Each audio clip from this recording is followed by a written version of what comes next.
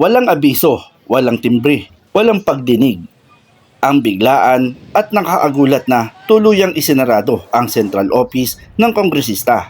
Matatandaan kamakailan ay nakaranas na rin ang pangaharas at ikinandado ang gate matapos hindi mapagbigyan na makapasok na nagpakilalang taga-munisipyo. Bilad sa init ang mga senior citizen na lumalapit upang makahingi ng tulong pinansyal o tulong medikal ang mga residente ng Montalbaneños. Buti na lang may nagbagandang loob na pasilungin at papasukin sa garahe ng kanyang bahay ang ilang kabarangay. Kasi po mainit, nakita ko po yung mga may edad na. So naawa po ako kasi mainit nga. So pinapasok ko na lang po rito para dito lang po sila maghintay. Ito ang tanong ni Kong Nograles nang masaksihan ang mga residente ng Montalbaneños na nasa labas ng bakurang R&R ang mga humihingi ng tulong medikal, tulong pinansyal dahil tuluyan ng isinara ang kanyang tanggapan o opisina sa Barangay Isidro Montalban, Rizal. Mihingi lang din po ako ng konting pasensya. Pansamantala, dito po muna tayo sa labas.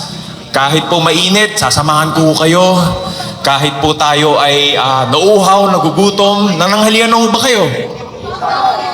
Ako rin po, sabay-sabay ho tayo sa hirap at sa ginhawa. Ito ang tanong ni Kong Nograles nang masaksihan niya ang mga residente ng Montalbaneños na nasa labas ng bakuran, R&R, ang mga humihinging tulong medikal, tulong pinansyal dahil tuluyan ng isinara ang kanyang tanggapan o opisina sa Barangay Isidro, Montalban, Rizal. Sabi ko, sasamahan ko sila hanggat malaman ang tunay na dahilan at sino ho ang may kagagawan nito. Sa pagkakaalam ko po, pagdating po sa mga legal, may umiiral po na business permit yung ating gusali. At wala pong proseso na dumaan para i-cancel ito, bigla na lang nakapadlock. Di ho natin alam sino gumawa, walang timbre, walang abiso. Kaya nga po, ako po ay nananawagan na alamin ho natin sino, tunay na dahilan, at paano ho ito nangyari. So, nandito ho tayo ngayon upang imbestigahan, alamin kung ano ho ba talaga yung tunay na nangyari. Bakit po nauudlot ang ating programa, ang ating serbisyo para ho sa mga kapuspalad. Sinabi pa ni Nograles kung patuloy ang ganitong paglabag sa karapatan ay nangangahulugang wala na tayong sinusunod na batas at demokrasya sa ating bansa. Meron pa ba tayong batas dito? Meron pa ba tayong mga karapatang pantao na kinikilala?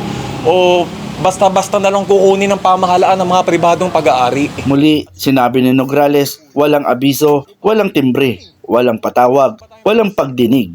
Wala hong timbre, walang anunsyo, walang notice. At ito ho ang ating dalamhati, pinagdadaanan ngayong araw na to.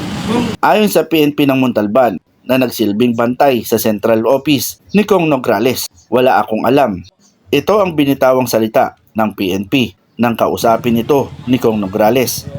Pero wala po kaming alam kung hindi po hindi po ako makakapagbigay ng detalye po. Sabi pa nga ni Congressman, ipapa-evaluate ko po at papaimbestigahan po. Ayon naman sa mga residente, hirap sila dahil bukod sa mainit, bilad sa araw at nasa tabi ng highway, walang nagawa kundi magtiis dahil wala naman anyan silang ibang malalapitan ng tulong kundi ang opisina ni Kong Nograles. Kaya naman, hindi mapigilan ng iba na magbigay ng komento sa nangyayari sa kanilang bayan dito sa Montalban.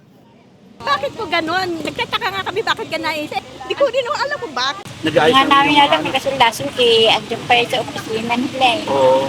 Pagbalik ko, sarado na. Tsaga lang talaga. Yun ang masakit doon. Imbis maluwag yung ano namin, wala. Hihirap lang. So, dito sa labas. Pinapahirapan buong ang bayan na hindi naman dapat. Dahil nakakatulong naman yun sa amin. Dapat, bakit gano'n ang ginawa niyo? Isa rin sa apektado sa pagsasara ng R&R ay ang karinderya na halos dekada na ang hanap buhay sa pagtitinda.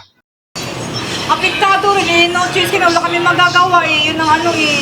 Ako, may permit ako. Pinakita ko sa kanila. Meron kayo, Dok? Ay, as in matagal na. Wala pa itong building na to. Nandun pa ako sa kabila.